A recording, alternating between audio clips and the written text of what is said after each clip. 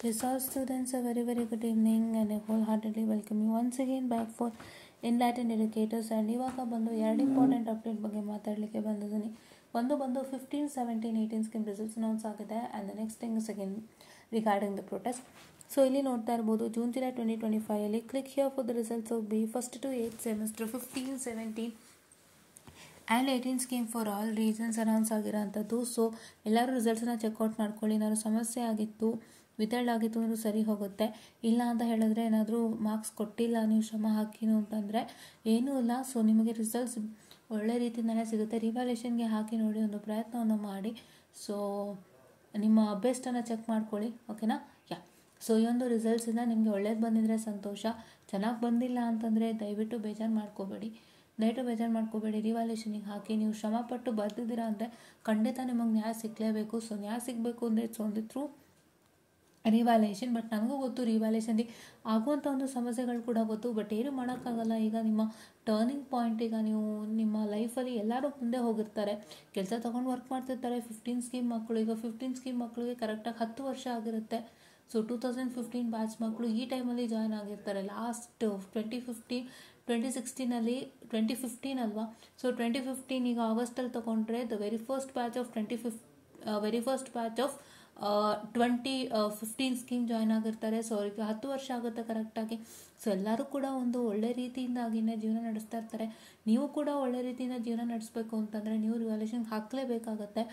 ಏನಿಲ್ಲ ಗೈಸ್, ಇವಾಗ ಎಲ್ಲರೂ ಕೆಲಸ ತೊಗೊಂಡು ಮೂವ್ ಆಗ್ತಿರ್ತಾರೆ, ನೀವು ಮೂವ್ ಆಗಬೇಕಲ್ವಾ?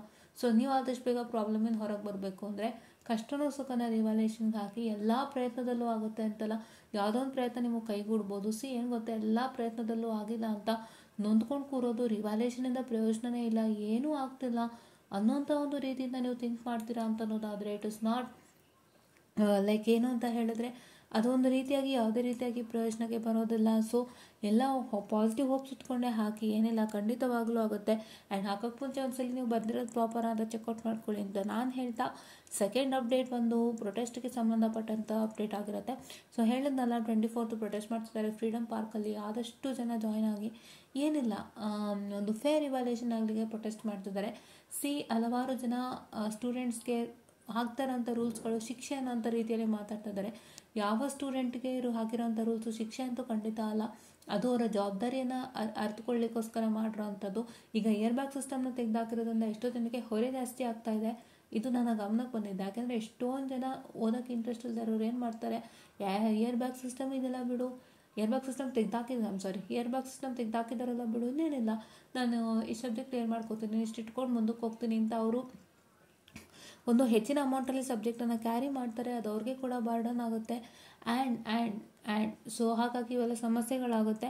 ಸೊ ಹಂಗಾಗಿ ಏನು rules and makeup exam extra ಕೊಡೋದು, ಮೇಕಪ್ ಎಕ್ಸಾಮ್ ಎಕ್ಸ್ಟ್ರಾ ಕೊಡೋದು ಇವೆಲ್ಲ, ಮತ್ತು ಇಯರ್ ಬಾಕ್ಸ್ ಸಿಸ್ಟಮನ್ನು ತೆಗೆದಾಕೋದು, ಇವೆಲ್ಲದಕ್ಕಿಂತನೂ ಹೆಚ್ಚಿನದಾಗಿ ಈ ರೂಲ್ಸ್ ಎಲ್ಲ ಬೇಡ ಅಂತ ಹೋರಾಡೋದಕ್ಕಿಂತನೂ ಹೆಚ್ಚಿನದಾಗಿ ಫೇರ್ ರಿವ್ಯಾಲ್ಯೂಷನ್ಗೆ ಹೋರಾಟ ಮಾಡಿ. ಈ ಎರಡು ರೂಲ್ಸ್ಗಳು ನಿಮ್ಮ ಒಂದು ಏನಂತ ಹೇಳ್ತಾರೆ, ನಿಮ್ಮ ಒಂದು ಇದರಲ್ಲಿ ಚಾಲ್ತಿಗೆ ಬರೋದಿಲ್ಲ, ಹೌದಾ?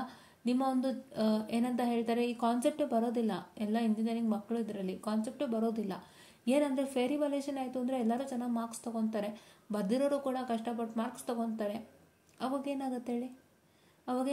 ಯಾವುದೇ ಇಯರ್ ಬ್ಯಾಕು ಬೇಕಾಗಲ್ಲ, ಇಯರ್ ಬ್ಯಾಕ್ ಕ್ಯಾನ್ಸಲೇಷನು ಬೇಕಾಗಲ್ಲ, ಯಾವುದೇ ರೀತಿಯಾಗಿ ಮೇಕಪ್ ಎಕ್ಸಾಮು ಬೇಕಾಗಲ್ಲ. ಅವ್ರು ಯಾವ ಅಟೆಂಪ್ಟಲ್ಲಿ ಕಷ್ಟಪಟ್ಟಿರ್ತಾರೆ ಅದೇ ಅಟೆಂಪ್ಟಲ್ಲಿ ಅವ್ರಿಗೆ ತಕ್ಕ ಪ್ರತಿಫಲ ಸಿಗುತ್ತೆ, ಕರೆಕ್ಟ್ ಅಲ್ವಾ? ಸೊ ಹಾಗಾಗಿ ದಯವಿಟ್ಟು ಇದು ಫೇರ್ ಇವ್ಯಾಲ್ಯೂಷನ್ಗೆ ನಡೀತಾ ಇರೋಂಥ ಪ್ರೊಟೆಸ್ಟು. ಆ್ಯಂಡ್ ಈ ಸಲ ಒಂದು ಮಾಡಿರೋಂಥ ಮೇಕಪ್ ಎಕ್ಸಾಮ್ ಅಂದರೆ ಸಮ್ಮರ್ ಸೆಮಿಸ್ಟರ್ ಎಕ್ಸಾಮಲ್ಲಿ ಮಾಡಿರೋಂಥ ಇವ್ಯಾಲ್ಯೂಷನಿಂದಾಗಿ ಎಷ್ಟೋ ಮಕ್ಕಳು ಮನೆ ಕೂರಂಗಾಗಿದೆ. ಸೊ ಈ ಎಲ್ಲದ್ರ ಬಗ್ಗೆ ಪ್ರೊಟೆಸ್ಟ್ ಮಾಡಲಿಕ್ಕಾಗಿ ಫ್ರೀಡಮ್ ಪಾರ್ಕ್ನಲ್ಲಿ ಒಂದು ಪ್ರೊಟೆಸ್ಟನ್ನು ಹಮ್ಮಿಕೊಂಡಿದ್ದಾರೆ 24th 10 o'clock. ಸೊ ದಯವಿಟ್ಟು ಎಲ್ಲರೂ ಜಾಯ್ನ್ ಆಗಿ. ನಮ್ಮ ಗ್ರೂಪಲ್ಲೂ ಕೂಡ ಒಂದು ಏನಂತಾರೆ ಗೂಗಲ್ ಫಾರ್ಮ್ ಇದೆ. ಆ್ಯಂಡ್ ಅದ್ರ ಬಗ್ಗೆ ನಾನು ಬೆಳಗ್ಗೆ ಡೀಟೇಲ್ ವೀಡಿಯೋ ಮಾಡ್ತೀನಿ, ಏನೇನಿದೆ ಗೂಗಲ್ ಫಾರ್ಮಲ್ಲಿ, ಏನು ಫಿಲ್ ಔಟ್ ಮಾಡಬೇಕು ನೀವು ಅಂತ ಹೇಳಿ ಎಕ್ಸ್ಪ್ಲೈನ್ ಮಾಡಿದ್ದೀನಿ. ಸೊ ದಯವಿಟ್ಟು ಆದಷ್ಟು ಜನ ಪ್ರೊಟೆಸ್ಟಿಗೆ ಭಾಗಿಯಾಗಿ. ಏನಿಲ್ಲ, ಇದೊಂದು ಪ್ರೊಟೆಸ್ಟು ಸೆಟ್ರೇಟ್ ಆಗೋದ್ರೆ ಎಲ್ಲರಿಗೂ ನ್ಯಾಯ ದೊರಕುತ್ತೆ. ಎಲ್ಲರೂ ಅದೇ ಹೇಳ್ತಾರೆ, ನಾವು ಕಷ್ಟಪಟ್ಟು ಬರೋದ್ವಿ ಮಾರ್ಕ್ಸ್ ಸಿಗ್ತಾ ಇಲ್ಲ ಅಂತ. ಸೊ ಪ್ರತಿಯೊಬ್ಬರು ಬಾಯಲ್ಲೂ ಇದೇ ಬರ್ತಿದೆ. ಸೊ ಇದನ್ನು ಆದಷ್ಟು ಕಾನ್ಸಂಟ್ರೇಟ್ ಮಾಡಿದ್ರೆ ಒಳ್ಳೆಯದಾಗುತ್ತೆ. ಸೊ ದಯವಿಟ್ಟು ಆದಷ್ಟು ಜನ ಪ್ರೊಟೆಸ್ಟಿಗೆ ಜಾಯ್ನ್ ಆಗಿ, ಆದಷ್ಟು ಬಾಯ್ಸು ಗರ್ಲ್ಸು ಪ್ರೊಟೆಸ್ಟಿಗೆ ಜಾಯ್ನ್ ಆಗಿ ಒಂದು ಒಳ್ಳೆ ರೀತಿಯಿಂದ ಅದಕ್ಕೆ ಪರಿಹಾರ ಕಂಡುಕೊಳ್ಳಿ. ಆ್ಯಂಡ್ ಇದರಿಂದಾಗಿ ಮುಂದೆ ಬರೋಂಥ ಮಕ್ಕಳಿಗೂ ಕೂಡ V2ನಲ್ಲಿ ಫೇರ್ ಇವ್ಯಾಲ್ಯೂಯೇಷನ್ ಆಗಲಿ, ಮಕ್ಕಳ ಜೀವನ ಉಜ್ವಲ ಆಗಲಿ, ಅದಕ್ಕೆ ನಿಮ್ಮೆಲ್ಲರ ಒಂದು ಪ್ರೊಟೆಸ್ಟು ಒಂದು ಪ್ರಾರಂಭ ಆಗಲಿ, ಎಷ್ಟೋ ಮಕ್ಕಳ ಒಂದು ಒಳ್ಳೆಯ ದಿವಸಗಳಿಗೆ ಪ್ರಾರಂಭ ಆಗಲಿ ಅಂತ ನಾನು ಆಶಿಸ್ತಾ, ದಯವಿಟ್ಟು ಆದಷ್ಟು ಜನ ಜಾಯ್ನ್ ಆಗಿ ಅಂತ ನಾನು ಹೇಳ್ತಾ, I just want to session all and thank you.